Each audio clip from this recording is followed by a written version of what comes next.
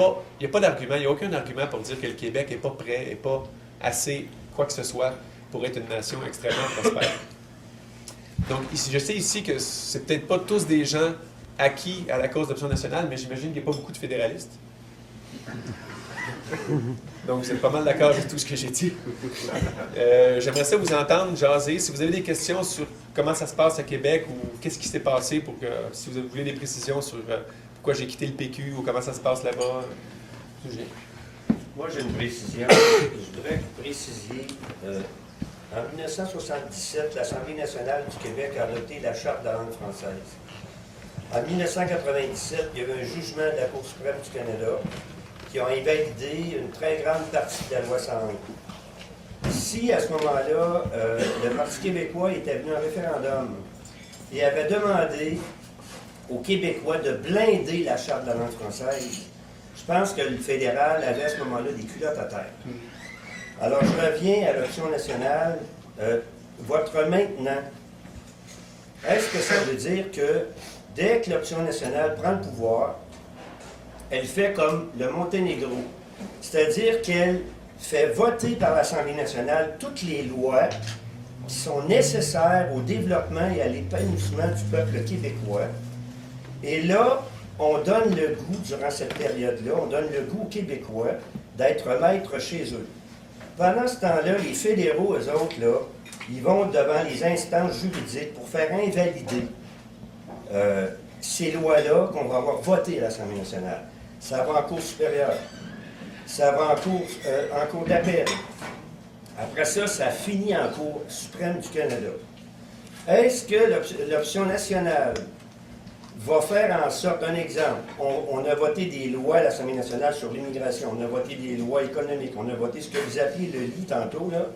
Est-ce que l'option nationale va être prête quand il y aura eu des attaques du gouvernement fédéral, qu'on soit rendu en dernière instance juridique au niveau de la Cour suprême, est-ce que vous êtes prêts à aller devant le peuple québécois pour faire blinder ces lois-là par voie référendaire?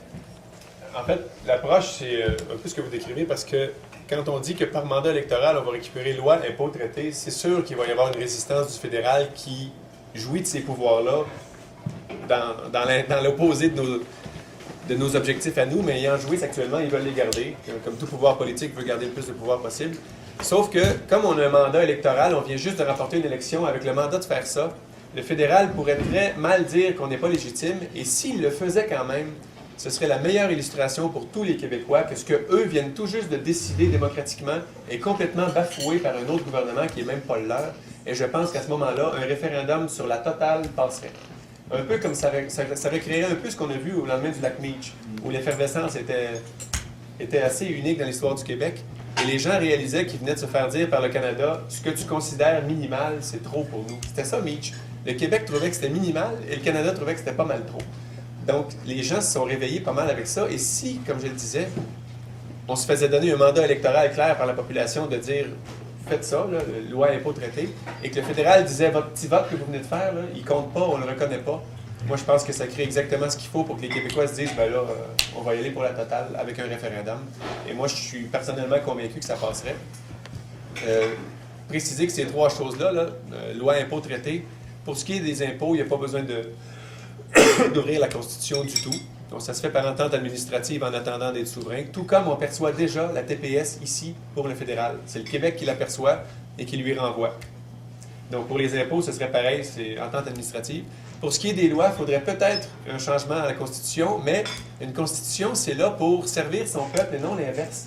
C'est pas comme si le peuple était soumis à la Constitution puis qu'on ne pouvait plus changer ça. Donc, si le peuple du Québec décide qu'il veut changer ça à travers l'élection d'option nationale, bien, le Canada n'a pas le choix, encore une fois, s'il veut être raisonnable démocratiquement, de dire qu'il reconnaît ce vote-là et ce choix-là. Donc, s'il ne le faisait pas, je pense que ça va illustrer de façon merveilleuse que les Québécois n'ont plus rien à faire au Canada. Une fois de plus, ça va l'illustrer. Donc, moi, je pense que le fédéral, il penserait à deux fois avant d'ignorer tout ça. Oui?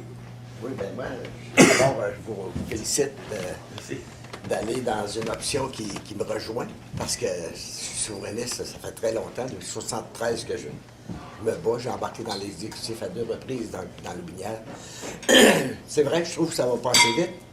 Par contre, j'ai un peu de difficulté avec les élections qui s'en viennent en 2012, être organisé, être prêt. Je trouve qu'on veut aller vite, mais à toutes les fois qu'on a voulu aller vite, on s'est fait planter parce qu'on n'a pas assez surveillé comment que les choses se faisaient. Parce qu'en 95, on en revient souvent, en 95, c'est vrai que c'est un vol public, un vol société. Mais quand tu voles une société, tu devrais payer pour. Puis c'est pas ce que les Québécois ont fait. On a comme baissé les bras. Puis il y a eu un proverbe qui dit, quand tu as de la misère ou que ça fonctionne pas à ton goût, c'est le contraire. Faut pas que tu baisses tes bras, faut que tu les lèves. Ouais. Fait que moi, je me dis, si tout à l'heure, vous avez amené l'option que, advenant que le PQ change un peu sa façon de faire, qu'il y aura moyen de dire oui, on y va à la souveraineté. Merci de cette option-là qui me rassure. Parce que organiser 125 comtés avec des exécutifs partout, je trouve ça... C'est une tâche de fou. Je l'ai dit depuis le début, c'est une tâche de fou, mais je pense qu'il y en a bien des fous. En même temps, vous êtes optimiste, puis je vous remercie beaucoup. D'ailleurs, vous étiez mon homme. Je vous voyais ministre des Finances depuis des années, depuis que vous avez déjà rentré député. Puis ça, je l'ai dit à plusieurs personnes. Puis quand ce printemps, mois de juin, vous avez laissé votre place avec le PQ, je vais vous avouer que j'ai été très déçu parce que je vous voyais vraiment un membre très utile à l'intérieur du PQ pour changer notre fichu de constitution qui vient toujours nous mettre les bois dans les roues pour faire ce qu'on veut au Québec. Fait que c'est un peu mon option. Ben merci. Pour revenir à ce que vous disiez, le fait qu'on soit ouvert à collaborer avec n'importe quel parti, évidemment, on se doute pas mal de duquel ça pourrait être, là, qui dirait la même chose que nous, c'est nécessaire parce que la raison d'être d'Option nationale, c'est de faire avancer la souveraineté. Donc, si un autre parti disait la même chose, on ne voudrait pas concurrencer pour obtenir les votes de ce parti-là. Mais actuellement, je considère qu'Option nationale ne divise pas le vote souverainiste. Parce que le vote souverainiste, il est déjà divisé un peu partout. Parce que s'il y avait des élections demain, il y a des souverainistes qui voteraient PQ, il y en a qui iraient chez Québec solidaire, il y en a qui voteraient Legault, il y en a même qui voteraient ADQ dans le coin de Québec, parce que le message n'est pas assez clair. Ils ont l'impression de voter pour autre chose que la souveraineté. Alors nous, on veut rassembler le vote souverainiste. S'il y a un autre parti qui veut le faire, on va travailler ensemble, c'est sûr. Et comme je l'ai dit tantôt, je suis convaincu que mes collègues au PQ sont aussi souverainistes que moi, mais institutionnellement, le parti actuellement, le message qu'il envoie, c'est on veut le pouvoir pour le pouvoir, puis si on peut faire la souveraineté, tant mieux, mais on ne revient pas pour ça. Et moi, je suis convaincu, je l'ai dit tantôt aussi, qu'un parti souverainiste qui reviendrait sans faire avancer la chose vraiment, parce qu'il gouverne, ça tue la cause beaucoup plus que d'attendre une élection de plus qu'un vrai parti souverainiste enclenche ce qu'il faut. Et quant au fait d'être prêt pour les prochaines, c'est sûr que 125 comtés, ça ne s'organise pas en 2 semaines. Et si les élections sont au printemps, comme bien des gens le disent, il va y avoir des candidats, c'est certain, mais peut-être pas 125. Mais ma crainte, moi, si on se disait juste, on attend après les élections pour faire un parti, parce que beaucoup de gens voulaient qu'on fasse ça, au PQ, évidemment. Il y a des gens au PQ qui étaient d'accord avec ma vision des choses de A à Z, mais qui se disaient qu'il faut qu'on fasse ça après l'élection. Ils ont décidé de travailler de l'intérieur. Là, je ne vous donnerai pas de nom aujourd'hui. Mais il y en a au PQ qui attendent de voir les élections. Mais ma crainte, c'est qu'ils se fassent balayer, le PQ, aux prochaines élections. Ça va me faire de la peine autant qu'aux péquistes. Là. Moi, je parle du PQ, je dis encore nous, bien souvent par réflexe. Mais ma crainte, c'est qu'ils se fassent balayer, qu'on se retrouve avec une Assemblée nationale avec aucun député souverainiste pendant 4 ou 8 ans. Ça, ce serait une catastrophe. Donc, s'il peut y en avoir 3, 4, 5, 10 d'Option nationale qui rentrent pour tenir le fort en attendant de revenir à la prochaine puis de remporter ça, ma grosse crainte, c'est que le PQ s'effondre et il n'y a pas juste les sondages qui le disent. Je jase avec bien du monde, de tous les partis. Puis franchement, l'appui au PQ est vraiment faible. Puis je pense pas que c'est parce que la plateforme n'est pas bonne. C'est parce que le message qui devrait être « on veut un pays », il n'est plus dans l'air du temps au PQ. Donc le PQ ne représente plus ce qu'il devrait être. Fait que les gens, tant qu'à faire gérer une province, ils vont aller avec Legault ou avec les libéraux, encore une fois.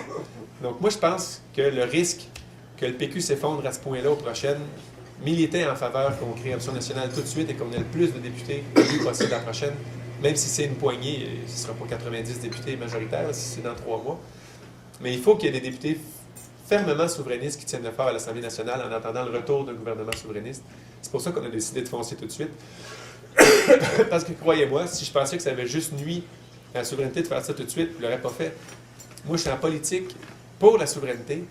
Puis, tant que je vais être en politique, ça va être mon discours. Puis, le jour où je vais conclure que les Québécois en veulent vraiment pas, ce qui est loin d'être fait, à mon sens, parce que les Québécois en veulent quand on leur en parle intelligemment, ce jour-là, moi, je vais arrêter de militer parce que je suis en politique pour la souveraineté. Puis je suis convaincu qu'en parlant mieux et plus souvent, on va convaincre 60% de la population de voter oui. Et moi, je ne veux pas 50 plus 1, là, je l'accepterais, mais quand on parle aux Québécois puis qu'on fait confiance à leur jugement et à leur intelligence, ils voient très bien qu'ils ont tout à gagner être un pays. Donc, il ne faut pas abdiquer là-dessus. Juste un petit commentaire. Oui. Je m'excuse là, si je prends les paroles des autres membres. C'est que je trouve actuellement, en tout cas depuis les dernières élections fédérales et provinciales, je trouve ça aberrant comment on laisse l'agriculture de côté.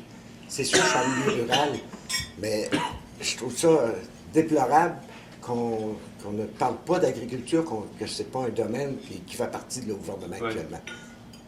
Ben, l'agriculture, en fait, moi, quand j'ai été élu dans Nicolas-Yamaska, c'était une de mes 5 priorités. Évidemment, je disais tout le temps qu'on était un des gardes-manger du Québec, qu'il fallait qu'on soit entendu dans la nouvelle politique, qui n'est pas encore déposée d'ailleurs. Le ministre Corbeil a déposé le livre vert, mais à peu près tout le monde trouve qu'il n'y a rien là-dedans. Il était censé avoir des grandes décisions stratégiques, puis c'est juste une constatation de la situation. Donc, c'est à peu près à refaire. Il faut dire aussi que la première politique agricole nationale a été retardée par le décès de M. Béchard, parce que c'est lui qui était titulaire du portefeuille, puis au lieu de le donner à quelqu'un d'autre, ils ont attendu qu'il revienne. Ça, c'était peut-être respectueux envers M. Béchard, mais c'était pas respectueux envers l'État et les Québécois. Là. Quand un ministre est malade, on le remplace, même si on le respecte. Mais bref, une vraie politique agricole nationale qui viserait en fait une certaine souveraineté alimentaire, c'est nécessaire au Québec. Non seulement parce que moi, je trouve que c'est un non-sens d'acheter des fruits et légumes, disons, du Chili, parce qu'ils coûtent une scène de moins. Quand ils ont fait 5000 km ou plus, qui ont pollué en venant, puis qu'un producteur local va peut-être mourir à cause de ça. Puis, heureusement, ce que je vois, moi, quand je me déplace, puis qu'on parle d'agriculture, les gens sont de plus en plus conscients de ce qu'il y a dans leur assiette, puis sont de plus en plus prêts à acheter local. Puis, c'est pas tout le temps plus cher à acheter local. Souvent, on s'en tire encore mieux. Donc, moi, je pense que la population se conscientise à l'agriculture, pas juste ici, même à Montréal et à Québec, mais dans un comté comme le nôtre. En fait, je vais l'appeler le nôtre parce que vous savez que tout ça passe dans Nicolet-Bécancour à la prochaine élection. Ça va s'appeler Nicolet-Bécancour de Saint-François-du-Lac jusqu'à Deschambault. Et toute la frontière de la MRC de Bécancour, en fait. Donc, dans notre comté, qui est d'autant plus important de façon sur le plan de l'agriculture parce que c'est agricole, je pense que les gens sont très conscients, puis des marchés comme le marché Godefroy et tout ça, c'est le fun d'aller là le samedi, dimanche, c'est bourré de monde, puis les gens sont contents d'acheter local. Donc la politique nationale agricole qui est encore attendue devrait viser la souveraineté alimentaire. Tout ce qu'on peut produire pour notre population, on devrait le faire ici. Et tous les pays du monde devraient faire ça aussi. Ça reviendrait moins cher en bout de ligne et ça créerait des emplois localement, plutôt que de tout importer des pays où les salaires sont plus bas. Puis je ne sais pas si vous vous souvenez de l'épisode de ceux qui achetaient du lait de la Chine, là, qui avait de la mélamine dedans parce que ça en produisait plus. À un moment donné, quand on veut tout le temps couper les coins ronds puis payer une scène de moins, ben, on a ce qu'on mérite. Mais je pense que l'agriculture au Québec, autre plan important, les terres agricoles, moi je suis un fervent défenseur des terres agricoles. C'est quelques pourcentages de tout notre territoire qui est agricole. Et on veut encore empiéter dessus pour faire des développements immobiliers. Moi, je pense qu'à un moment donné, il va falloir que les gens concluent que quand la population grandit, puis qu'on réduit tout le temps les terres agricoles, il y a quelque chose qui ne marche pas. Là. Parce que plus il y a de monde, plus il faut nourrir de bouche, puis plus on réduit les terres agricoles, bien, la productivité, c'est une chose, là, de produire plus avec le même lapin de terre, mais à un moment donné, il y a une limite physique. Puis il faut faire attention à nos terres agricoles, on n'en a pas trop, puis moi, je suis un ardent défenseur du territoire agricole, même si le développement doit se faire en hauteur, faisons-le en hauteur, c'est tout, mais le jour où on n'aura plus de terre pour faire pousser ce qu'on mange, on peut même avoir un beau domaine, mais on va trouver qu'il est plate à habiter. Bon. Oui? Je saisis la balle au bon, en quelque sorte. J'aimerais vous entendre concernant l'exode rural. Bien, je pense que le monorail, c'est une façon de contrer l'exode rural. C'était dans les critères qui nous faisaient dire que c'était un très beau projet. Puis, l'instruction, c'est encore là-dedans aussi. Les gens qui vont dans des professions autres que celles qui demandent de demeurer au centre-ville, moi, j'en connais beaucoup qui voudraient bien vivre en région. Il y a d'ailleurs une certaine nouvelle mode vers avoir un chalet ou une maison en campagne dans un lieu plus... Oui? Tu viens de Montréal ou Québec? Tu viens de Terrebonne, OK. Donc, je pense que si on fait un développement économique intelligent et que tout le monde peut développer ce dans quoi il a été formé en région, ce qui est le lot de la plupart des industries.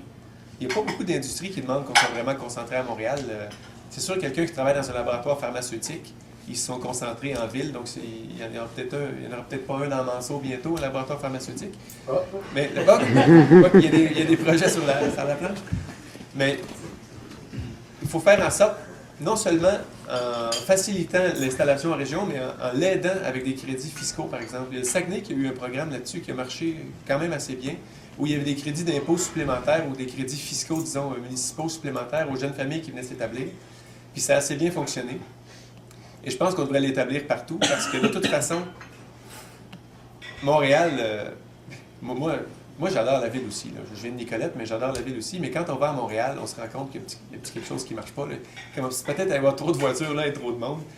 Et la qualité de vie à Montréal, je ne suis plus sûr qu'elle est ce qu'elle était il y a 10 ans. Et je pense qu'en région, une ville comme Nicolette que j'habite, là, on est vraiment proche de la ville. On est en zone très paisible, quasi rurale. On a tous les services accessibles. On est bien mieux qu'à Montréal, au Québec, en fait. Et donc, plus les gens vont savoir et découvrir ça, je pense que plus leur demande pour revenir s'établir en région va se faire. Et je pense que le gouvernement peut mettre en place des crédits fiscaux ou des choses comme ça, mais les gens vont le faire d'eux-mêmes. Parce que si vous écoutez les lignes ouvertes de Montréal au Québec, là, les gens, 1 sur 2 chialent sa circulation, sur le fait que ça leur a pris une demi-heure de plus à aller au travail. Puis... Mais ceux qui travaillent au centre-ville de Nicolette, ça leur prend 30 secondes à aller au travail, là, ou 2 minutes à pied. Donc, et ça s'appliquait surtout aux jeunes. J'imagine ta question, l'exode des jeunes ou l'exode rural. Bien, c'est les jeunes qu'il faut aussi ramener en région. Et une des choses qu'il ne faut pas faire pour faire en sorte qu'il y en ait qui restent, c'est d'abolir les cégeps. Je sais que François Legault a lancé ça en l'air, puis c'est pas vraiment son but. Là. Donc, je ne ferai pas de la démagogie en disant qu'il veut le faire. Mais ce serait une belle erreur pour les régions d'abolir les cégeps parce que c'est le seul établissement d'enseignement supérieur qu'il y a en région, à part les 4-5 universités du Québec en région. Toutes les autres régions ont des cégeps, mais pas beaucoup d'universités. Et ça retient des jeunes et ça retient beaucoup de jeunes de formation technique qui peuvent rester dans le domaine ensuite. Donc, je pense qu'il faut que les cégeps restent ouverts. Et je pense aussi qu'il doit y avoir des antennes de facultés de médecine dans toutes les universités du Québec. C'est dans la plateforme d'option nationale aussi, qui ferait en sorte de former des médecins généralistes dans toutes les UQ quelque chose, là, à Rimouski, à Rouyn-Noranda, à Trois-Rivières, ça se fait déjà. Ils ont commencé à Trois-Rivières. Donc, on pourrait faire la même chose dans les autres régions. Et ça ferait en sorte de garder plus de jeunes aussi, parce que un des éléments principaux pour s'installer en région, c'est est-ce qu'il y a des médecins. En fait, il y a 2 questions qui reviennent très souvent. Est-ce qu'il y a des médecins accessibles et est-ce qu'il y a Internet haute vitesse? C'est assez surprenant en 2011, mais il y a encore énormément de coins du Québec qui n'ont pas Internet haute vitesse. Dans mon comté, la plupart des fonds de rang, dans mes 31 municipalités, bientôt 40 avec les vôtres, la plupart des fonds de rang là, qui se fient au micro-ondes, il y a un vallon, puis l'onde ne se rend plus, ou il y a un gros arbre, puis... donc, les émetteurs et les récepteurs ne font pas la job. C'est une autre déposition d'option nationale de faire un plan concerté, avec un appel d'offres concerté dans le Québec entier pour brancher à haute vitesse au complet. C'est devenu aussi nécessaire que le téléphone Internet. Il y a même des entreprises qui s'installent dans une région plutôt que l'autre parce que l'Internet est meilleur et ils en ont besoin. Donc, il y a plusieurs choses à faire pour freiner l'exode rural, entre autres, communication, services de santé et le fait de donner des aides fiscales pour les gens qui s'établissent en région, parce qu'en bout de ligne, ça bénéficie à la région et ça bénéficie des fois à la ville qui a un embourbement moindre si les gens restent en région. Mais c'est sûr qu'il ne faut pas se retrouver avec 2 grandes villes dans 50 ans au Québec, le Québec et Montréal. Là. Donc, par contre, il faut des métropoles fortes et vibrantes. Puis je pense que Montréal est en train de se redresser. Québec, ça va plutôt bien. Depuis le 400e de Québec, en fait, sont assez hauts dans tous les classements au Canada, Québec. Donc, il faut 2 grandes villes principales fortes, mais des régions qui survivent aussi. Puis il ne faut pas oublier qu'on est un territoire immense. Puis il faut l'occuper parce que nos ressources ne sont pas à Montréal ou à Québec, sont un peu partout. Puis si on veut les développer et les maximiser, disons, je pense qu'il faut des gens qui vivent dans ces coins-là et les développer. Donc les régions, c'est la moitié du Québec, en fait. Il y a Montréal, la moitié, puis le reste, c'est la moitié du Québec en termes de population. Donc il faut y voir, c'est clair, on ne peut pas abandonner la moitié de la population. Puis il n'y a pas de solution facile pour ça, là. Mais je pense qu'une combinaison de tout ce qu'on vient de mentionner ferait en sorte qu'il y aurait pas mal plus de monde, y compris des jeunes qui reviendraient ou qui resteraient en région. Il y a beaucoup de jeunes qui voudraient rester chez eux, mais qui sont obligés d'aller travailler en ville. Moi, j'en connais beaucoup. Moi, ça a été mon cas. Je me disais, j'aime bien la ville aussi, mais quand j'ai fini mes études, je travaillais en finance. Il n'y avait pas de grande banque à Nicolette ou à Trois-Rivières. Il n'y avait pas de grand centre financier international. J'étais obligé d'aller à Montréal, puis j'ai même travaillé en Europe là-dedans. Mais dans mon domaine, il y a une ville au Québec pour travailler, puis c'est Montréal. Mais heureusement, dans bien d'autres domaines, on peut travailler d'où on veut, puis il faut inciter les gens à le faire en région. Sans empiéter sur les terres agricoles, évidemment. Parce que ça se combine assez bien. Ou on va le faire quand même, tout en sachant que c'est un geste légalement, on peut pas faire. Ben, en fait, ça reviendrait dans le concret à couper tous les crédits que le Québec paye pour le lieutenant-gouverneur. Et s'ils veulent se payer un clown à Québec, ils pourront le payer, mais il n'y a plus un de nos dollars qui va aller là-dessus. Et si on rapatrie nos lois, on pourrait avoir une nouvelle loi, que le pouvoir de signer les lois est rempli par quelqu'un d'autre que le Québec nommera. Mais je pense que le lieutenant-gouverneur général, le lieutenant-gouverneur, ça m'étonnerait beaucoup que le Canada fasse une guerre infinie là-dessus. Quoique Harper est pas mal monarchiste. Ben, c'est-à-dire, moi, dans le fond, c'est la chose suivante. Tu sais, le discours souverainiste est relativement en ligne droite là-dessus. Donc, on dit, premièrement, toute la question de la Confédération, le Québec est entré avec un vote. Ensuite, en 82, on dit, c'est légitime notre Constitution, etc. Là, on va critiquer aussi le fait que les juges de la Cour suprême sont nommés juste par le gouvernement central, alors que les fédérations en général les nomment avec un peu plus de considération pour les provinces et tout ça. Donc, on a une critique du système qui est très claire à ce niveau-là, puis dans le fond, qui place tout ce régime de loi-là comme étant relativement illégitime ou antidémocratique. Par contre, quand vient le temps d'avoir un mandat électoral clair pour un parti politique, comme le fait d'abolir le poste de lieutenant-gouverneur, là, la plupart des partis indépendantistes, le Parti québécois aussi, mais peut-être Option nationale, dépendant de la plateforme qu'on prendra, là, reviennent sur leur position et là disent non, on ne peut pas vraiment appliquer ce que les Québécois veulent, parce que là, il va falloir s'adapter au cadre légal qui pourtant on juge antidémocratique et illégitime. Donc, moi, je me demande pourquoi, avec un mandat électoral clair, d'abolir ce poste-là, et puis ça s'applique sur beaucoup d'autres choses, mais c'est un bon exemple assez symbolique, pourquoi est-ce que le gouvernement du Québec ne dit pas juste, regardez, nous, on n'a pas l'intention de jeter par terre toutes les lois de l'ensemble canadien, mais dans ce cas précis-là, on a un mandat électoral, donc le lieutenant-gouverneur ne va plus signer nos lois. Puis la Cour suprême pourra faire tous les jugements qu'elle souhaite. Puis... C'est ça, en fait. Okay. Puis dans le concret, dans le premier exercice, les crédits seraient coupés. On aurait le mandat de le faire. Parce que couper les crédits, c'est légal. C'est de ne plus faire signer les lois qui est complètement... Ben c'est ça. Puis il y en a beaucoup qui suggéraient aussi de remplacer ce lieutenant-gouverneur-là par le président de l'Assemblée nationale. Ça, ce serait un peu difficile à faire parce qu'il ne faut pas mêler le législatif, l'exécutif et tout ça. Donc je pense que ce ne serait pas idéal de dire que le président de l'Assemblée nationale, qui est un député, a aussi les fonctions du lieutenant-gouverneur, mais on pourrait très bien trouver une autre structure, il y a beaucoup de gens qui veulent aussi une chambre des régions, donc tout ça, ça pourrait être à revoir. Moi, en fait, une autre des grandes positions, parenthèse à ça, position d'Option nationale, c'est les conseils régionaux. Ceux qui disent qu'il faudrait une chambre des régions à Québec, moi, je pense qu'il faut plutôt plus de pouvoir dans les régions. Par exemple, la Gaspésie, là, qui va perdre un député qui en est très fâché, ça se comprend, mais je pense que ce qu'il leur faut, c'est plus de budget et de responsabilité à Gaspésie, puis pas un gars de plus ou une femme de plus à Québec. Donc, nous, on suggère des conseils régionaux qui vont regrouper dans chaque région les commissions scolaires, les agences de la santé et les CRE, les conseils régionaux des élus, avec tout le budget résultant qui est géré par la région selon ses besoins et ses priorités. Parce que si on parle de transport scolaire, la réalité ici est bien différente du centre-ville de Montréal où les étudiants vont à l'école à pied ou en métro. Si on parle d'urgence, des agences de santé, l'urgence de la nuit, ici, est pas mal moins embourbée qu'au centre-ville de Montréal. Les réalités régionales sont différentes. Il faudrait que chaque région gère commission scolaire, agence de la santé et crée, en fait, qui serait pas mal le chapeau de tout ça, selon ses propres priorités. Et ça, il n'y a personne qui le suggère non plus. Je trouve que c'est une évidence. Quand M. Legault, pour courtiser la DQ, revient en disant qu'il faut abolir les commissions scolaires purement et simplement, je pense que la première chose que les écoles feraient s'il n'y avait plus de commission scolaire, c'est se regrouper pour avoir les mêmes services. Ce serait des mini-commissions scolaires.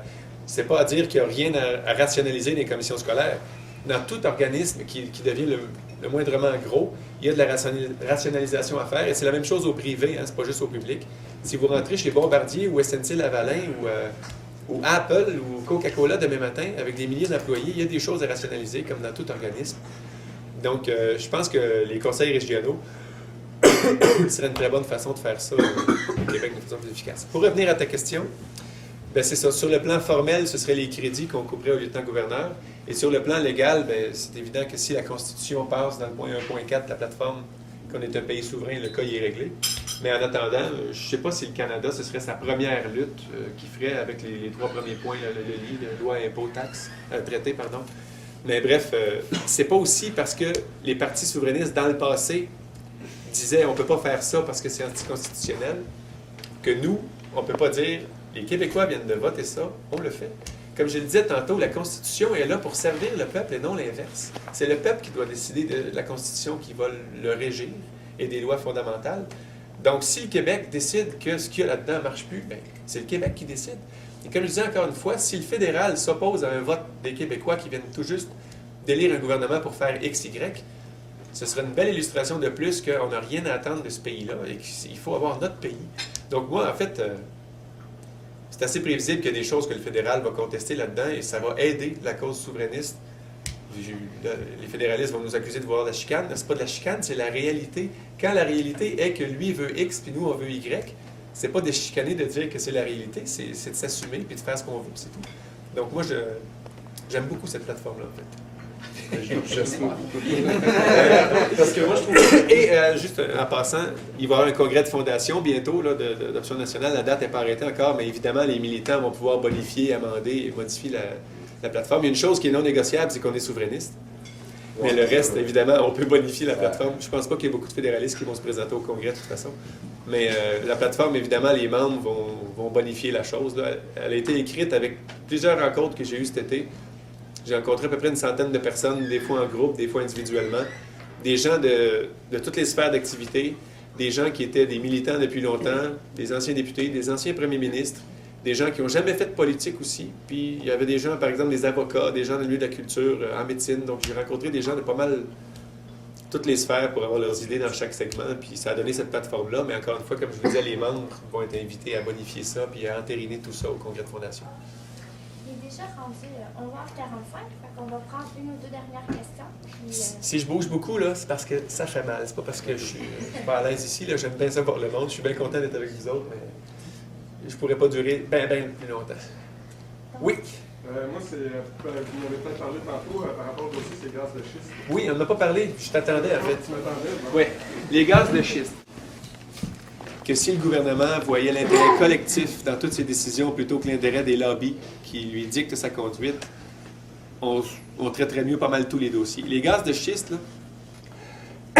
mais tout d'abord, la position d'Option nationale là-dessus, c'est le moratoire complet jusqu'à ce qu'on sache si on doit y aller ou non. Jusqu'à ce qu'on sache si on peut produire ça proprement, sans empoisonner notre eau, sans empoisonner le monde, et si on va faire de l'argent avec ça. Parce que vous savez que le prix du gaz est à son plus bas depuis bien longtemps. Donc, nous, on veut un moratoire total. Moi, mon vœu personnel, c'est qu'un jour, on découvre une façon très propre de faire tout ça, puis que personne ne soit contre, puis que tout le monde l'accepte, et qu'on s'enrichisse avec, parce qu'on en importe pour 2 milliards actuellement, à peu près, du gaz naturel. Donc, si on pouvait en faire chez nous, puis garder 2 milliards dans notre économie, tant mieux. Sauf que, premièrement, selon ce qu'on a vu ailleurs, j'ai comme des gros doutes que ça va être difficile d'exploiter ça proprement sans nuire à l'eau, parce que ça passe à travers les nappes d'eau pour aller faire péter des choses en dessous.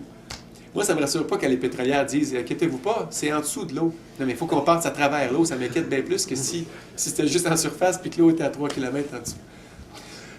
Mais bref, je doute un peu, selon ce qu'on voit ailleurs, qu'on puisse le faire un jour de façon propre. Mais si tel était le cas, tant mieux. Mais chose certaine, il faut que le moratoire soit complet là-dessus et que des études objectives soient faites, pas des études de talisman, pas des études de Junex, ni des études des environnementalistes, parce qu'ils ont aussi leur agenda, et les deux sont aux positions extrêmes opposées. Moi, je voudrais des études faites par des spécialistes que les deux parties acceptent, donc plutôt objectifs, et que ces études-là nous disent si oui ou non on devrait aller de l'avant avec ça. Mais chose certaine, l'industrie des gaz de schiste a vraiment détruit son propre dossier, et le gouvernement aussi, en allant beaucoup trop vite, en essayant d'imposer plein de choses à la population sans les informer. Et ce que ça a fait en sorte de produire, c'est une espèce de braquage. Et même si un jour les études nous disaient qu'on peut aller de l'avant, moi j'ai bien peur que la population va dire on n'en veut pas pareil. Parce qu'ils ont vraiment mal fait leur affaire. Bien, ce sera un peu de leur faute, puis ce sera un peu dommage si le Québec ne peut pas s'enrichir proprement. Mais bref, pour l'instant, c'est un moratoire complet, je pense, qui est la seule solution logique là-dessus. Et en bout de ligne, on verra si on peut s'enrichir proprement avec ça ou non, puis on prendra la bonne décision. Mais ça a été très mal fait, et ce qui était triste, c'est que Mme Normando et M. Charest étaient les deux principaux lobbyistes de l'industrie pétrolière dans ce dossier-là. Au début, ça n'avait pas de sens. Et même dans la politique énergétique du gouvernement, le mot schiste n'apparaît pas une fois dans le rapport.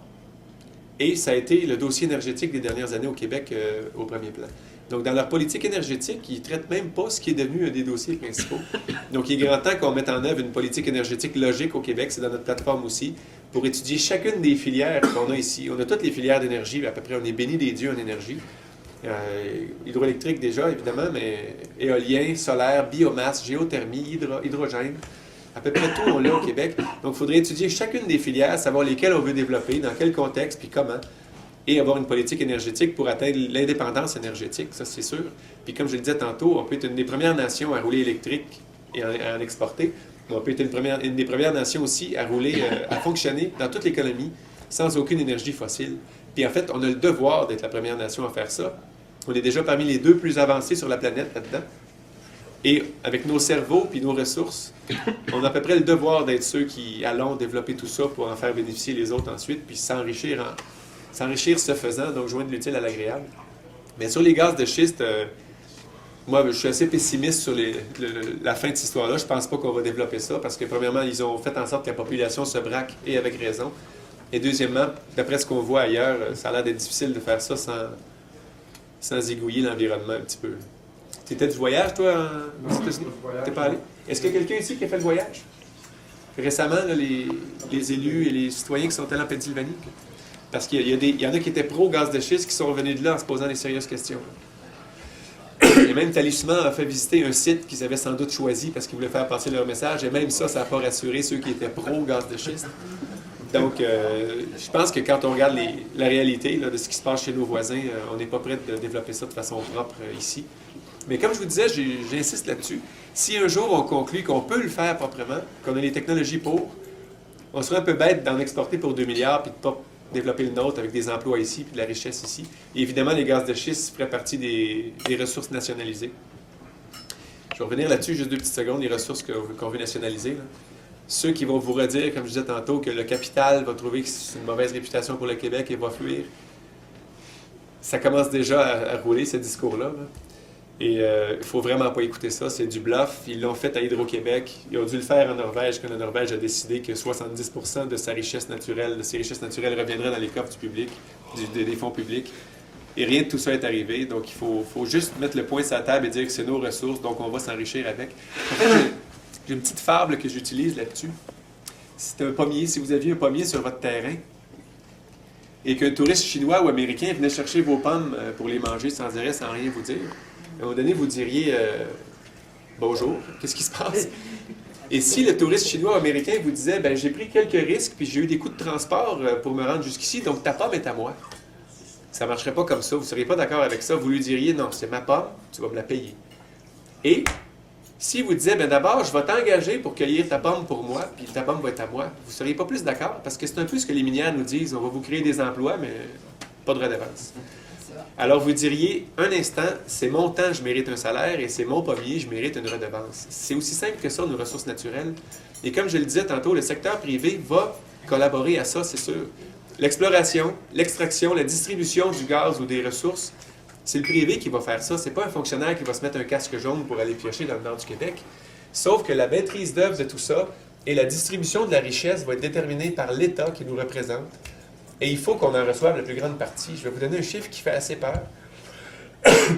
Dans les 10 dernières années, il s'est extrait pour environ 50 milliards de minerais au Québec. On a reçu 450 millions à peu près en redevance. C'est même pas 1%. Dans la globalité de la richesse qui a été extraite. Évidemment, ces compagnies-là paient des impôts et des choses comme ça, et des petites redevances. Mais sur le plan des impôts, ce n'est pas un argument parce que toutes les compagnies paient des impôts. Même quand elles inventent elles-mêmes un produit, elles paient des impôts dessus. Donc, quelqu'un qui trouve ce qui nous appartient devrait au moins payer ses impôts, puis ça ne devrait pas être un argument pour nous faire accepter qu'il ne paye pas la ressource. Donc, quand on dit que le propriétaire de la ressource est celui qui, en bout de ligne, reçoit le moins de la richesse qui en ressort quand on le vend, il y a vraiment quelque chose à revoir au Québec. Et M. Bachand fait toutes les tribunes en ce moment pour dire que notre système a été tellement amélioré qu'on a reçu plus l'an dernier que dans les 10 années précédentes. Bien, c'est parce que le prix des métaux a bondi aussi. Donc, il y a plein de petits raccourcis qu'il prend dans son discours.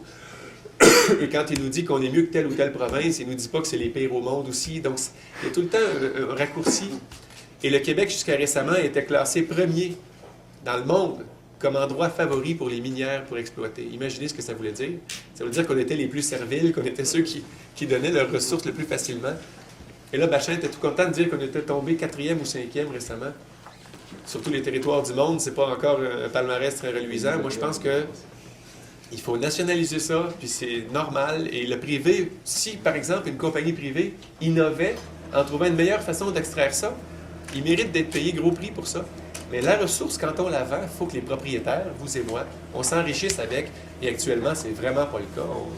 On dilapide nos ressources. Vraiment. Puis le plan Nord, c'est inquiétant parce qu'ils ont tout annoncé ça avant de revoir le régime de redevance. Il y a un projet de loi sur les mines actuellement, le projet de loi 14. Ceux qui suivent ça, je ne sais pas s'il y en a qui... Il y en a qui sont assez tristes pour écouter l'Assemblée nationale à la télé. Oui, la nuit en reprise, là, quand ça dort mal. Mais il y a le projet de loi 14 qui est censé revoir la loi sur les mines au Québec, qui est une loi qui date des années 1880. Je ne me suis pas trompé, là. 1880, qui a été amendée un peu depuis, mais qui essentiellement est un projet de l'époque coloniale qui fait en sorte qu'une compagnie peut exproprier qui elle veut, puis le free mining et tout ça. Et dans ce projet de loi-là, le gouvernement libéral n'a même pas inclus les redevances. C'est juste l'environnemental et le social, puis même ça va pas assez loin selon plusieurs. Mais le troisième aspect du développement durable, qui est l'économique, n'est même pas dans le projet de loi, qui, dans son titre, a développement durable. Donc, c'est un projet de loi plutôt inutile sur le plan de est-ce qu'on s'enrichit ou non avec ça. Et il y a des rumeurs là, qui vont le passer par bâillon la semaine prochaine, parce qu'on finit de siéger vendredi. Et les rumeurs sont qu'ils vont passer ça en bâillon. Donc, encore une fois, ils ne vont pas revoir le régime de redevance que tout le monde veut revoir. Ils ont proposé 500 millions en prise de participation des compagnies minières pour qu'on s'enrichisse avec ça. 500 millions sur des dizaines de milliards qui vont être extraits du sol québécois, c'est vraiment aberrant. Et quand ceux qui s'opposent à la nationalisation disent que ça va être mauvais pour notre réputation, répondez-leur qu'en ce moment, ce qui se passe, là, c'est des compagnies nationalisées de l'étranger qui viennent chercher nos ressources. C'est-tu assez stupide? C'est des Chinoises nationalisées qui viennent chercher notre fer et nous, on n'ose pas nationaliser ça parce qu'on ferait peur aux investisseurs. Donc, il n'y a pas de sens. Il faut nationaliser les ressources naturelles, quitte à faire une économie encore plus libre dans tout le reste qui devrait être privé, comme l'innovation et tout ça. Mais les ressources naturelles, ça a été inventé par personne. Donc, quand quelqu'un peut en trouver, il faut le récompenser pour le risque qu'il a pris en explorant. Puis s'il distribue ça, il faut le payer pour son travail de distribution. Mais dans le prix de vente, il faut que la ressource paye les propriétaires que nous sommes. Et actuellement, c'est l'inverse de ça qui se passe. On reçoit des grenouilles. Oui, M. Ossan, j'ai une question pour vous. La semaine dernière, j'ai lu la lettre de M. Paul Piché dans le Journal de Montréal. Je ne sais pas si vous en avez pris connaissance. Oui.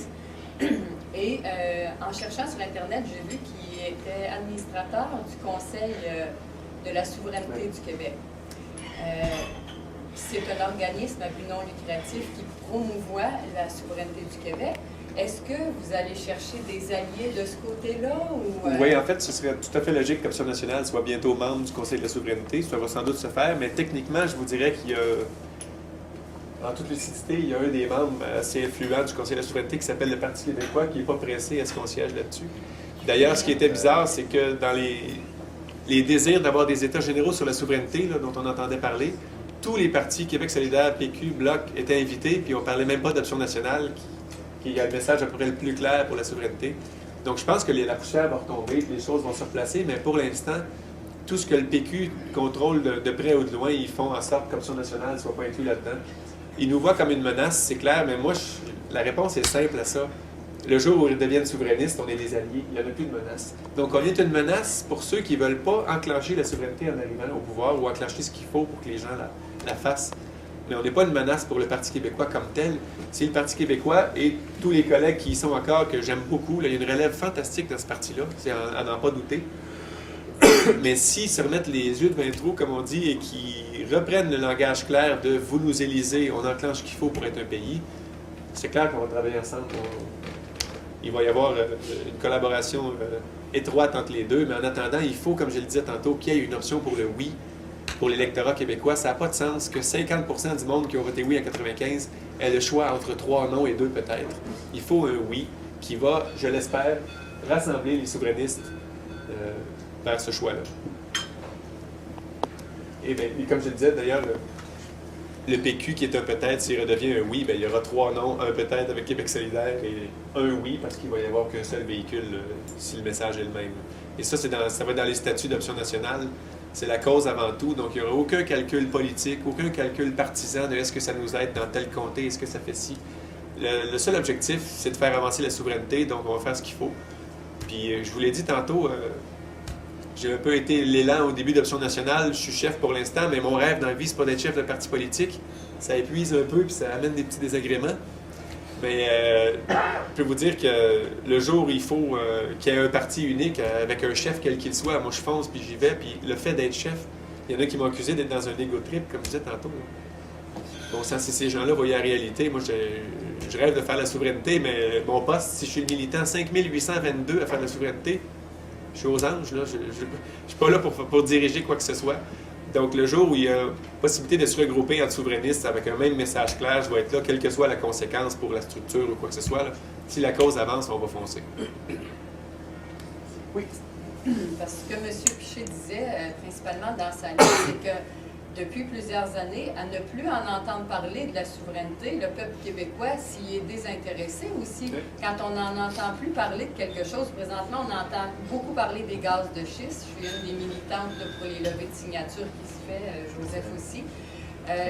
On s'y intéresse parce qu'on en entend beaucoup parler, mais c'est vrai que la souveraineté, on s'en est désintéressé parce qu'on n'en a pas assez entendu parler. Les médias l'ont très bien compris. D'ailleurs, Ouais. il y a bien des gens qui se demandent, par exemple, comment ça se fait que Option nationale n'a pas encore été invitée, à tout le monde en parle. Legault est allé 2 fois, Manon est allé, tous les chefs sont allés à peu près. Option nationale, qui est un nouveau parti souverainiste, qui a un élu à l'Assemblée, devrait logiquement le faire. En fait, ça peut avoir l'effet inverse si on leur dit « je veux y aller », là, mais moi je pense que ça va venir un jour, mais dans une société, je dirais, moins concentrée entre 2-3 conglomérats médiatiques, je pense qu'on aurait déjà fait plus de tribunes qu'on en a fait là. On a déjà fait pas mal de TVA, on ne peut pas dire qu'on est boudé par les médias, mais je pense que l'agenda est assez clair, et l'agenda des médias en ce moment s'appelle François Legault. François Legault ne fait absolument rien de sa journée, puis il fait quand même le téléjournal. Quoi qu'il fasse, quoi qu'il annonce, quoi qu'il dépose, ça fait la nouvelle et c'est la manchette. Donc, il y a vraiment une... Je pense que mon analyse à moi, ma fine analyse, c'est qu'un gouvernement libéral est indéfendable en ce moment. Il n'y a pas un grand conglomérat ou qui que ce soit qui peut dire « réalisons cette équipe-là ». Ils ont fait trop de bévues, puis ils ont trop prouvé que la population passe après les lobbies. Là. Donc, c'est quoi l'alternative? Ils ne veulent pas de souverainistes au pouvoir. L'alternative, c'est François Legault. Et je pense que François a très bien compris ça. Et il est plutôt opportuniste dans son retour en disant « ne parlons pas de souveraineté ». Et même, il est rendu qu'il vantait les transferts fédéraux la semaine passée. Moi, je l'aime bien, François, mais en politique, il y a beaucoup de gens qui ont plus d'ambition que de conviction. Et malheureusement, je ne pensais pas qu'il appartenait à cette classe-là, mais avec ce qu'il a fait récemment, je pense qu'il a envie d'essayer ça, premier ministre, puis il dit ce qu'il pense qu'il va le faire élire, c'est tout. Parce que lui-même sait et pense encore que le Québec a tout à gagner à être souverain, sauf qu'au lieu de faire l'effort d'expliquer à la population pourquoi il pense ça, comme un vrai chef devrait le faire, comme un bon père de famille devrait le faire, il se dit « OK, n'en parlons pas, passons à autre chose ». C'est tout sauf un chef d'État pour moi, donc j'espère que les gens vont arrêter de le voir comme le sauveur, parce que, entre vous et moi, il a été 10 ans en politique, François Legault, c'est pas la nouveauté. Puis quand il était ministre de l'Éducation puis ministre de la Santé, il n'a pas révolutionné à terre non plus. Donc, je vois pas pourquoi la deuxième fois, il changerait tout ça, puis tout irait bien le lendemain, mais... Évidemment, la démocratie va parler, puis il faut la respecter totalement, mais je pense que quand les médias mettent tout le temps la même face en première de téléjournaux, des journaux papier, les gens finissent par se dire c'est lui le premier ministre, puis il y en a beaucoup qui votent pour gagner leurs élections. J'ai découvert ça depuis que je suis député.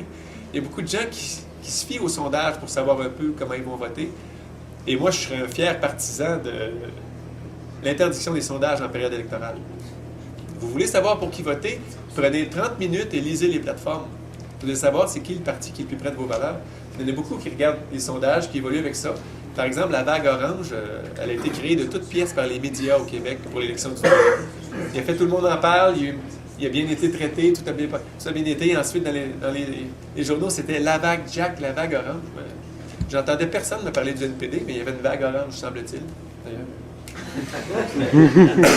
Et je pense que les médias ont un énorme pouvoir sur la démocratie, ce qui fait que nous devons être d'autant plus actifs sur tout ce qui est blog, site web, courriel à nos amis, pour utiliser des réseaux d'information que les conglomérats ne dirigent pas, ne contrôlent pas.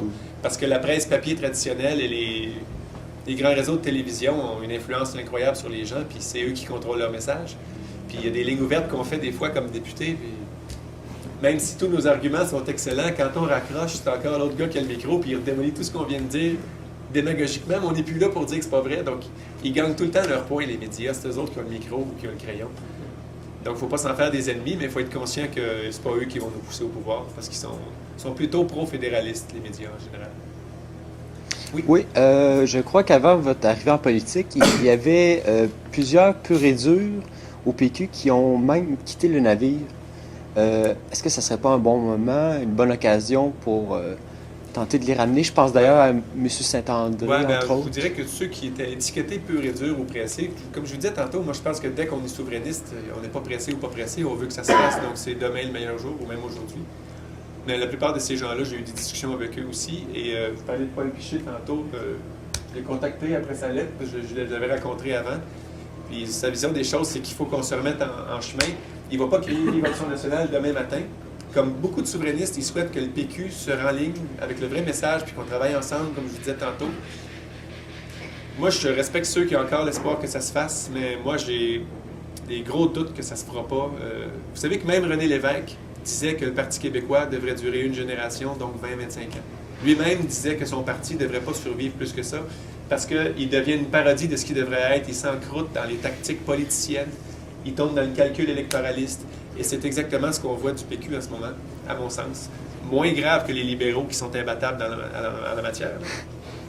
Mais le PQ est devenu une parodie de ce qu'il devait être au début, puis je pense qu'il n'est plus le vecteur de changement que René Lévesque en avait fait au tout début. Puis quand même le fondateur d'un parti dit qu'il ne devrait pas durer plus qu'une génération, c'est parce qu'il est assez lucide sur le fait que les réflexes de politiciens, veut pas, à un moment donné, on les a. Puis ceux qui ont déjà été ministres, qui sont maintenant dans l'opposition, ils veulent juste une chose, c'est redevenir ministre. Puis il y en a beaucoup qui sont prêts à dire ce qu'il faut pour être réélu et ne pas dire ce qu'il ne faut pas pour être réélu.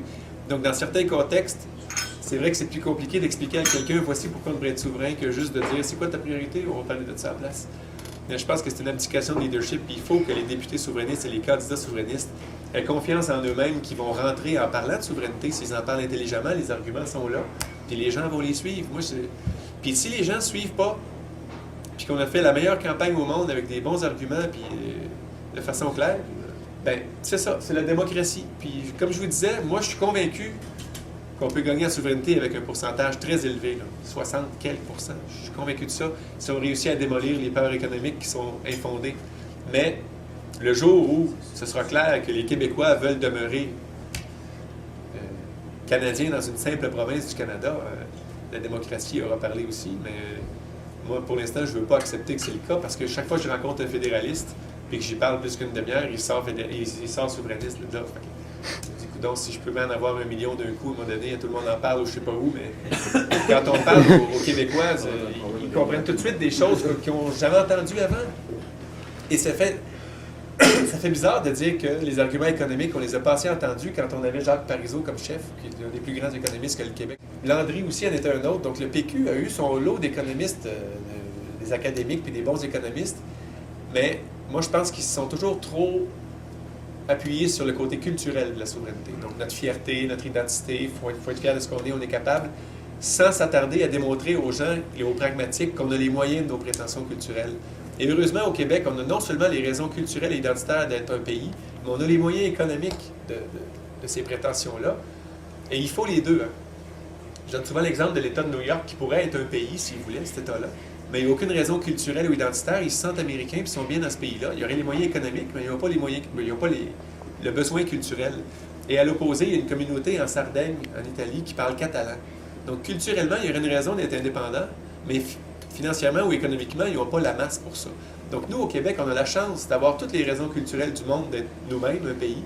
Puis on a amplement les moyens économiques de nos prétentions culturelles. Donc il faut, comme je le disais, si on a la capacité d'être une nation qui se gouverne elle-même, on a le devoir de l'être et de le faire, puis d'être le 194e pays. Et comme je le disais tantôt, la tendance est à l'élargissement des Nations Unies et non au rapetissement. Et ceux qui vous citent l'Europe, il y en a souvent qui disent, regarde, en Europe, ils s'unissent, vous autres, vous voulez vous diviser. Mais en Europe, c'est tous des pays souverains qui sont unis. Ils sont encore souverains, ils sont encore membres de l'ONU.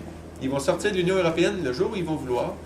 Ils votent leurs lois et il n'y a pas un Danois qui perçoit les impôts des Anglais ou il n'y a pas un Portugais qui perçoit les impôts de l'Espagne. Donc, c'est des pays souverains qui se sont unis économiquement, tout comme le Québec est déjà lié économiquement à plein d'autres pays dans le monde et continuerait à l'être. Donc, les arguments économiques, ça va être la base de la victoire référendaire, à mon avis, de la victoire pour la souveraineté la prochaine fois. Puis il va falloir vraiment marteler ça. C'est bizarre à dire quand on a eu Parizeau et Landry comme chef, mais je pense que le côté culturel était trop uniquement utilisé. Il faut venir avec les pragmatiques aussi. Il y en a beaucoup des Québécois pragmatiques. Paul Piché est un poète, puis il y en a beaucoup qui sont inspirés quand il dit « Vive le Québec libre ». Mais il y en a beaucoup aussi qui veulent savoir combien ça coûte le Québec libre ou combien ça rapporte le Québec libre. Puis heureusement pour nous, ça rapporte énormément. Puis il y a des choses qui ne sont pas chiffrables dans ce que ça rapporte. Par exemple, si on était souverain depuis 1995 et qu'on avait développé l'auto électrique, par exemple, combien de milliards de plus notre économie vaudrait? Personne ne pourrait le dire, mais on sait que c'est immense. Donc il y a beaucoup de choses de non chiffrables, mais de très souhaitables. Oui. Ce que je voulais dire aussi par rapport à votre discours, c'est non seulement il est très bien structuré, il est très, très intéressant à entendre tout ça, mais il est essentiellement optimiste envers l'avenir. Et ça, je trouve ça rafraîchissant. Parce qu'en ce moment, là, tant les médias, tant tous les autres partis font tout ce qu'ils peuvent pour critiquer le Québec, l'amoindrir dans tous les domaines, à vrai dire, on a le dos large là, pour tous les mots de la Terre. Et sincèrement, j'adore votre discours au niveau de l'optimisme. Et ça, je pense, c'est la meilleure arme qu'on peut avoir, c'est redonner de l'espoir aux gens. C'est ce que les gens ont besoin. Parce que, à vrai dire, dans la situation que le Québec est actuellement, il n'y a personne qui est heureux. T'sais, les souverainistes aimeraient qu'on soit un pays, puis les fédéralistes, ben, ils trouvent que le système fonctionne mal au Québec, ils trouvent que le Canada est bien, bien meilleur sur bien des affaires. Il n'y a personne qui est heureux actuellement. Et un discours optimiste vers l'avenir, plein d'espoir, c'est extraordinaire. Il faudrait juste tant mieux, qu'on merci entende beaucoup. plus. Puis ça me fait revenir à la question de Marie tantôt, quand elle disait qu'on n'entend plus parler de souveraineté parce qu'on dirait qu'ils veulent dégager ça du paysage. C'est vrai que ce qui ramène, c'est souvent des choses plates, catastrophiques ou négatives. Et moi, je pense que c'est pas innocent. Par exemple, il n'y a pas si longtemps, un des discours principaux au Québec, c'est qu'on était trop endettés, que la dette nationale, la dette publique était immense. Premièrement, si j'étais un premier ministre fédéraliste québécois, je l'endetterais en masse, le Québec. Parce que le seul projet de société qu'on va avoir dans 10 ans, c'est de rembourser cette dette-là. S'il continue au rythme où il va là, ça n'a pas de sens. Il a endetté le Québec de 53 milliards depuis 8 ans. Jean Charest, c'est un record de tous les temps absolu. Et tout ce qu'il a fait pour soutenir l'économie a été fait à crédit. Donc, il peut bien dire que ça s'est développé plus vite ici qu'en Ontario, mais on s'est endetté pas mal plus vite aussi. Ceci dit, on est loin du précipice. Mais les médias nous disaient qu'on était proche de la Grèce. Je ne sais pas si vous vous souvenez de ça. La Grèce qui est en faillite. Les médias nous disaient on est sur le point d'être comme la Grèce. Alors que le meilleur indice de la santé financière d'un pays, c'est les taux d'intérêt que le marché international lui charge pour prêter de l'argent. Et les investisseurs étrangers, je viens de ce monde-là, là, ils s'en foutent comme l'an 40 du débat souverainiste-fédéraliste. Ce qu'ils veulent, c'est revoir l'argent qu'ils vont prêter. Donc, le taux d'intérêt qu'ils vont charger, c'est celui qui pense être le bon pour le risque. Et en ce moment, le Québec emprunte à 3-4 % alors que la Grèce, c'est 35-40 %. Donc, le Québec emprunte au niveau des pays riches solides. Et c'est la meilleure preuve que vous pouvez avoir parce que quand un fédéraliste vous parle de ça, il est teinté. Quand un souverainiste vous en parle, ça se peut aussi qu'il teinte trop positivement la chose. Donc, les finances publiques en ce moment sont inquiétantes. Il faut arrêter d'endetter le Québec au rythme où ça se fait là, parce que c'est pas tenable à long terme. Mais on est loin du précipice que les libéraux décrivaient il n'y a pas longtemps. Et il y avait une raison fondamentale pour laquelle ils ont fait sortir toutes ces pseudo-études-là qui disaient qu'on était proche de la Grèce. C'est que c'était tout de suite après le budget Bachand, puis ils voulaient nous faire avaler des hausses de taxes et de tarifs. Donc, quoi de mieux que de dire on est sur le bord du précipice, il faut plus de revenus pour faire avaler une hausse de taxes que de dire on va mourir. C'était tout politiquement prévu. Et ça a comme effet très pernicieux dans le public de nous faire sentir des pas bons, en fait. Parce qu'on a dit tout le temps, on est trop endetté, on dépend de telle chose, on est moins productif là-dedans. Et ça, moi, c'est un discours qui me pue au nez. Et malheureusement, François Legault, il commence tous ses discours en disant qu'on est moins riche que les voisins. Tout le temps, tout le temps. Tout le temps. Ce qu'il ne dit pas, par contre, c'est que on a un niveau d'égalité sociale beaucoup plus élevé que partout en Amérique, un taux de crime plus bas que partout en Amérique, parce que la richesse est mieux répartie chez nous qu'ailleurs. Ça, il ne dit pas. Il va dire on est X % moins riches que les Américains. Mais c'est faux, en fait. Même le fait d'être moins riche, c'est faux, parce que quand on regarde les chiffres comme il faut, la richesse est tellement concentrée chez les plus riches aux États-Unis que 99 % de la population québécoise vit mieux que 99 % de la population américaine. Sauf que les ultra-riches américains sont tellement plus riches que les ultra-riches de n'importe où au monde, le 1 %, que la moyenne nationale américaine est augmentée, ils paraissent plus riches que tout le monde. Mais le peuple, comme vous et moi, là, on est mieux ici qu'aux États-Unis. Mais Legault, il ne dira pas ça parce que ça défait son discours qu'il faut qu'il vienne faire le ménage. Fait que Legault commence son discours en décourageant le monde, en disant presque qu'on est né pour un petit pain, puis je vais vous bâtir une boulangerie. Donc, c'est un discours que je déteste, moi. Et comme je vous le disais, non seulement le peuple ici est mieux que le peuple américain quand on regarde les chiffres pour vrai, c'est les ultra-riches qui défendent toute la moyenne. Juste pour vous indiquer à quel point ils sont riches, les ultra-riches américains. Les 12 Américains les plus riches, les 12 personnes les plus riches valent le Québec en entier. On est 8 millions de Québécois. Donc 12 personnes en valent 8 millions. Mais à l'autre extrême, l'an passé, il y a 50 millions d'Américains, 6 fois la population du Québec, qui ont eu besoin d'aide alimentaire d'urgence pour manger. Donc la pauvreté extrême avec l'extra-richesse, puis dans le milieu, une classe moyenne qui disparaît peu à peu. Si c'est ça le modèle que Legault veut qu'on atteigne, bien, il peut bien y aller tout seul, parce que s'il expliquait ça aux Québécois, il n'y a personne qui en voudrait de son projet. Donc M. Legault, pernicieusement, commence tous ses discours avec du négatif, pour faire valoir que lui, il va venir changer ça. Mais la réalité, quand on regarde les chiffres au Québec, là, ça va plutôt bien sur le plan mondial au Québec. Puis imaginez, on a atteint ça en étant juste une province qui se fait dire la moitié de ce qu'elle devrait faire, avec une main dans le dos dans un sprint. Là. Donc c'est sûr que le jour où on serait souverain, ça irait encore mieux. Puis il n'y a rien à perdre d'être souverain. Au contraire, il y a tout à gagner. Puis comme je disais tantôt, François Legault le sait ça, mais au lieu de faire l'effort de l'expliquer, il a comme abdiqué. Puis il se dit que ça va être plus facile d'être élu en n'en parlant pas. Puis je trouve que c'est le premier signe qu'il ne faut pas que ce soit notre chef d'État, ce gars-là. Il y en a des bien meilleurs que lui. J'avais l'intention de poser une question, mais c'est pas celle-là que je vais vous poser. Je vais juste faire un commentaire à la suite de ce que vous venez de dire. Moi, j'ai hâte que vous affrontiez François Legault sur une tribune. Ah, moi aussi. Ça va être drôlement intéressant. Et là, on va voir de quel bois il chauffe Legault. Et François, d'ailleurs, c'est un homme qui n'aime pas tellement le conflit. C'est dans notre personnalité aussi à tous, là, mais quand vous avez vu à son point de presse de lancement, les questions qu'il n'avait pas prévues ou avec lesquelles il n'était pas à l'aise, c'était « on verra ». Il n'aime pas s'avancer, il aime les choses structurées. Il est comptable de formation, c'est peut-être dans sa personnalité. Mais je pense qu'en débat, il y a tout à perdre. Et ça me fait craindre une chose, vous savez. Au prochain débat des chefs, logiquement, il devrait y avoir 5 chefs minimum. Disons que Legault et la DQ fusionnent. Il devrait y avoir Charest, Marois, Legault, Amir Kadir et moi, ou Françoise David. Donc, il devrait inviter tous les chefs dont le parti a un représentant à l'Assemblée nationale. Et je me suis dit, ils n'auront pas le choix de l'inviter parce qu'ils vont inviter Legault qui n'est même pas élu. Donc, ça va me donner un ticket pour le débat des chefs, que j'ai bien hâte de faire, en fait. Ne serait-ce que pour Legault, entre autres. Mais ensuite, je me suis dit, s'ils sont machiavéliques, ils ne vont pas l'inviter. Parce que, vous savez, c'est les conglomérats qui décident ça. Ce n'est pas une loi, hein. C'est les médias qui se réunissent et qui disent, on invite telle personne. Et si les conglomérats veulent qu'il soit premier ministre, Legault, il a juste quelque chose à perdre d'un débat des chefs. Il n'y a rien à gagner, il est déjà en tête. Et il sait très bien, je pense qu'ils savent très bien, en fait, qu'il n'est pas tout à fait à l'aise en débat et en confrontation. Donc, non seulement il n'ira pas perdre des plumes, mais en plus, il pourrait jouir d'un capital de sympathie si le pauvre François t'a pas invité au débat. Donc, s'ils sont machiavéliques, moi, je pense qu'ils ne l'inviteront pas. Ça va leur permettre de ne pas m'inviter, moi. Et on va avoir PLQ, PQ, Québec solidaire au prochain débat. Donc, Legault ne perdra pas de plumes, puis moi, je ne pourrais pas en gagner. Donc, j'espère qu'ils ne penseront pas. Là, on est filmé, il ne faut pas envoyer ça aux médias. Mais sérieusement, j'espère être au débat des chefs et pouvoir confronter non seulement M. Legault, mais aussi Mme Marois pour défaire l'image qu'on veut diviser le vote souverainiste, quand finalement on est le vote souverainiste. Donc, oui.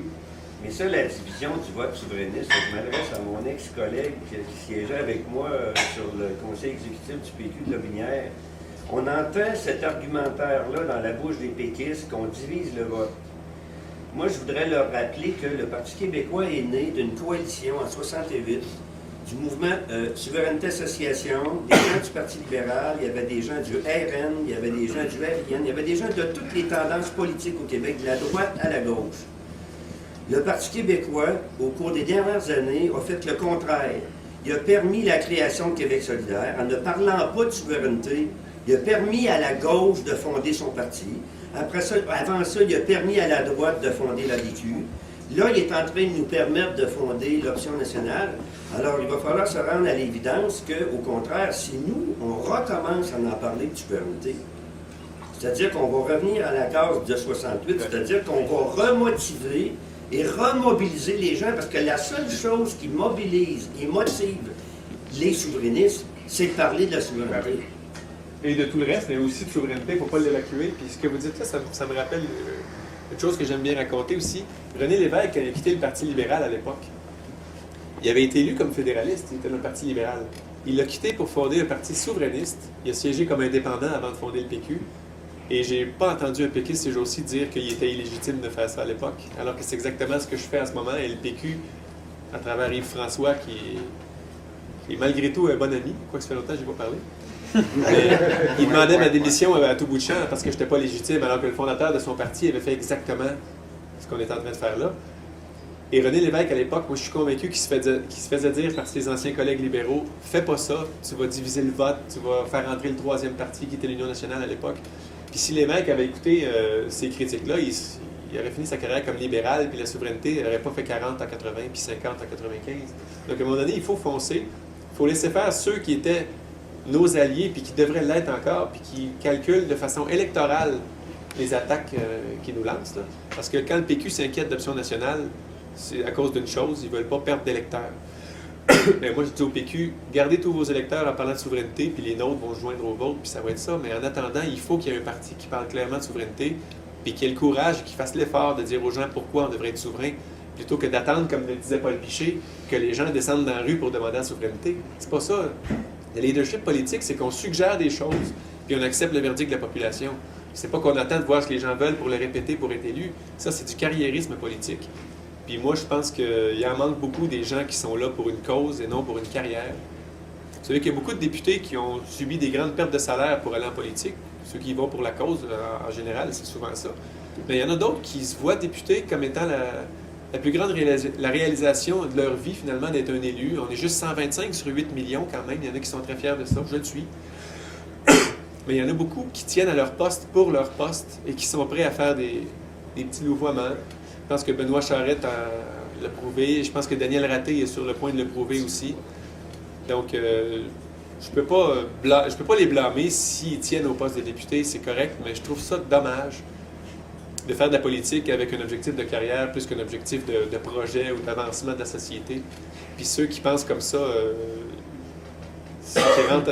ceux qui pensent en avancement de la société, qui rentrent à la politique comme souverainistes, ils ne changent pas de parti quand la souveraineté n'est pas la priorité des gens dans les sondages. Mais comme je vous dis encore, quand on parle aux gens de leur priorité, le lien se fait tout de suite avec la souveraineté, que leur priorité serait mieux réparée ou mieux arrangée si le Québec était souverain.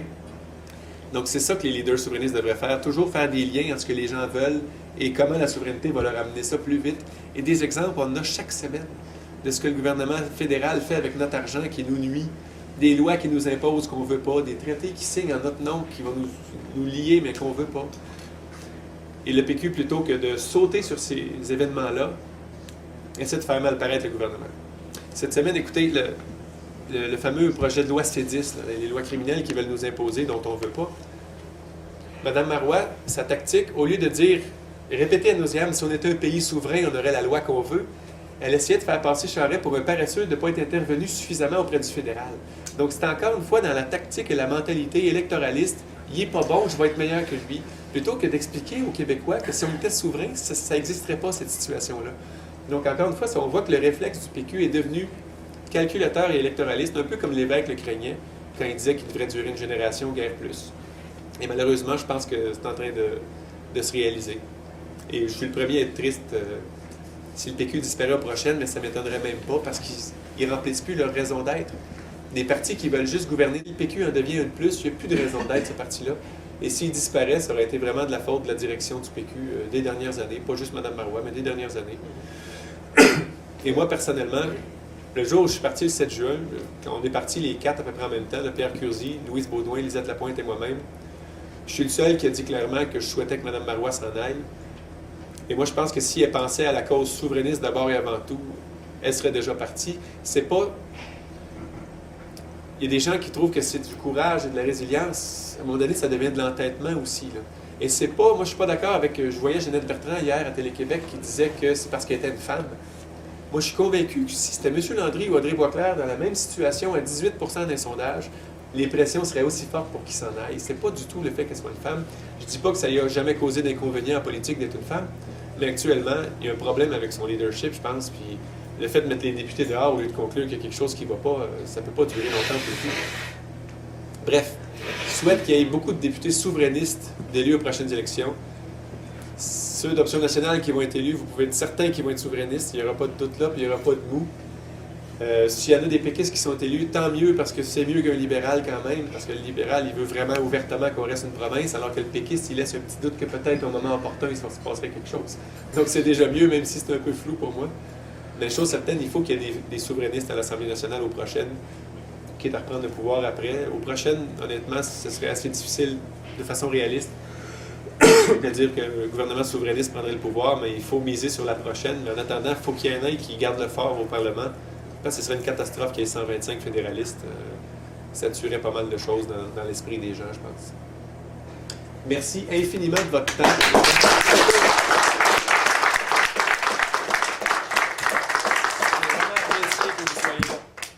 Alors, comme j'ai dit tantôt, si on a qui veulent contribuer ou adhérer, vous venez me voir, je vais être là. Donc, merci d'être venu, puis merci encore à Tony d'avoir visité là-bas. Et merci à nos autres d'avoir ouvert un restaurant spécialement pour nous. Les Retrouvailles, qui est un fantastique restaurant. Venez souvent ici, la bouffe est terroir et assez impressionnante. Merci beaucoup. Puis aussi, je voulais juste mentionner, on aimerait bien ça payer le repas à tout le monde, mais comme on vient de commencer, ben, malheureusement... J'ai oublié de dire ça, c'est vrai, c'est un très bon message, ça. Comme notre financement va décoller bientôt, on apprécierait que les gens contribuent au moins par leur repas, parce que le parti n'a pas de finances encore, mais ça s'en vient vite. On est presque, je voulais vous dire aussi, en moins d'un mois, comme je vous disais, on a 25 jours d'âge à peu près. On a déjà presque 1000 membres à travers le Québec, et tout ça, c'est fait par bouche à oreille. Parce qu'on n'a pas encore... La structure établie va être là lundi. Donc, par bouche à oreille, 1000 membres en moins d'un mois, c'est très impressionnant. Il y a vraiment un élan et quelque chose qui se passe pour la souveraineté au Québec, puis il ne faut pas arrêter de pousser. Donc, ceux qui ont du temps, l'envie de s'impliquer, puis de l'énergie pour militer ou recruter du monde ou financer, je pense que le timing est assez bon au Québec pour relancer la chose, parce qu'on n'a pas les moyens de ne pas la relancer, en fait. Il faut le faire. Merci beaucoup.